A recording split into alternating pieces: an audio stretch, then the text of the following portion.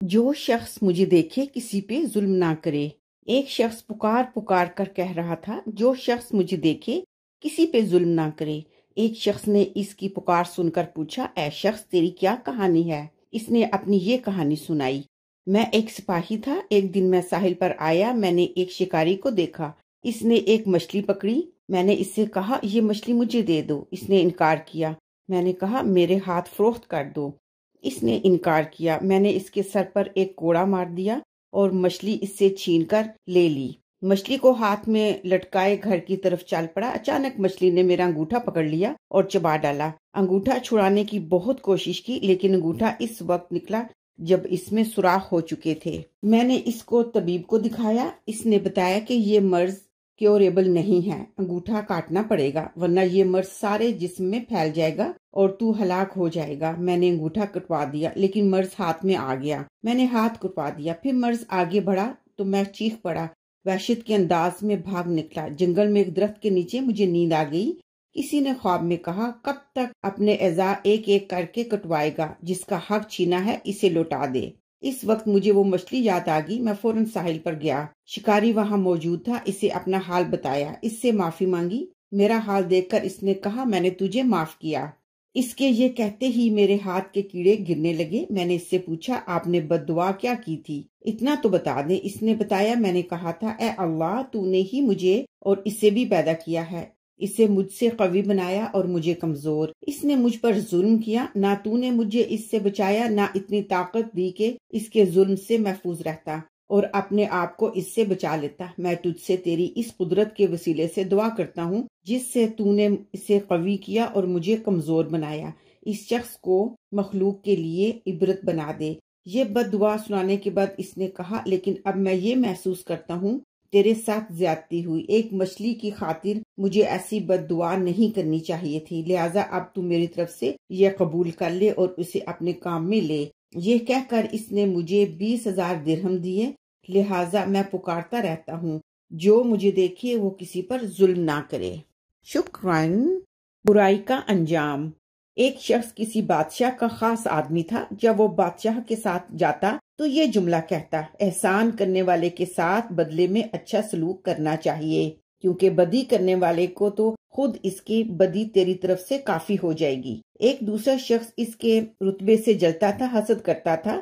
یہ بادشاہ کی خدمت میں حاضر ہوا اور بولا، حضور، جو شخص آپ کے ساتھ کھڑے ہو کر یہ جملہ کہتا ہے وہ آپ کی پیٹھ پیچھے کچھ اور کہتا ہے اور کہتا ہے بادشاہ کے منہ سے بدبو آتی ہے۔ بادشاہ نے یہ سن کر کہا، لیکن اس بات کی تصدیق کیسے ہو بھلا؟ جواب میں اس نے کہا، جب وہ آپ کے سامنے کھڑا ہو اسے اپنے پاس بلوائیے، قریب آنے پر وہ اپنی ناک پر ہاتھ رکھ لے گا تاکہ آپ کے منہ کی بدبو اسے محسوس نہ ہو۔ بادشاہ نے اس کی بات سن کر کہا، ٹھیک ہے، ہم کل اس کا امتحان لیں گے۔ ادھر اس شخص نے درباری کی اپنے گھر دعوت کی، اسے ایسا کھانا کھلایا جس میں بہت لہسن تھا۔ اتنے میں دربار کا وقت ہو گیا اور وہ شخص معمول کے مطابق بادشاہ کے سامنے جا کھڑا ہوا اور اپنا وہی جملہ دہرایا، احسان کرنے والے کے ساتھ بدلے میں اچھا سلوک کرنا چاہیے، کیونکہ بدی کرنے والے کو تو خود اس کی بدی تیری طرف سے کافی ہو جائے گی۔ بادشاہ نے اسے نزدیک آنے کو کہا۔ اب اسے خوف محسوس ہوا کہ وہ تو لہسن کھا کے آیا ہے، کہیں بادشاہ کو نہ محسوس ہو جائے، چنانچہ اس نے منہ پر ہاتھ رکھ لیا اور بادشاہ کے نزدیک چلا گیا۔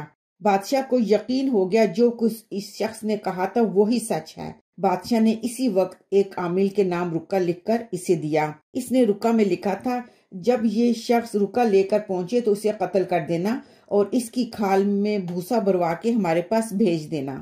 یہ شخص رکا لے کر دربار سے نکلا۔ بادشاہ کا معمول یہ تھا کہ جب کسی کو انعام دینا ہوتا تو رکا لے کر اس عامل کے پاس بھیج دیتا تھا۔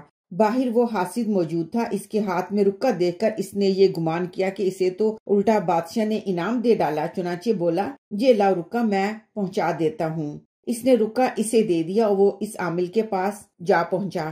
اس نے رکا کو بڑھایا اور بتایا، اس میں لکھا ہے کہ تمہیں قتل کر کے تمہاری کھال میں بھوسا بھروا کے بادشاہ سلامت کے پاس بھیج دیا جائے۔ اب تو اس کے پیروں تلے سے زمین نکل گئی۔ گھبراہٹ کے عالم میں اس نے عامل کو ساری بات بتائی اور کہا، آپ یہ رکا مجھے دے دیں، میں اصل آدمی کو جا کر دے دیتا ہوں، وہ خود یہ رکا آپ کے پاس لے آئے گا۔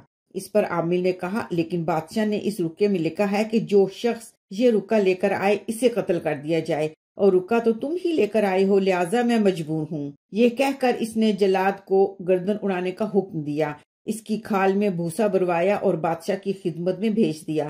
ادھر دوسری صبح معمول کے مطابق یہ دربار پہنچا۔ بادشاہ نے اسے زندہ دیکھ کر حیران ہو کر پوچھا، تم نے رکے کا کیا کیا؟ اس نے ساری بات بتا دی، یہ بھی بتایا کہ خود بادشاہ کے بارے میں اس نے کیا کہا تھا، اور پھر لہسن کھلانے کے بارے میں بھی بتایا۔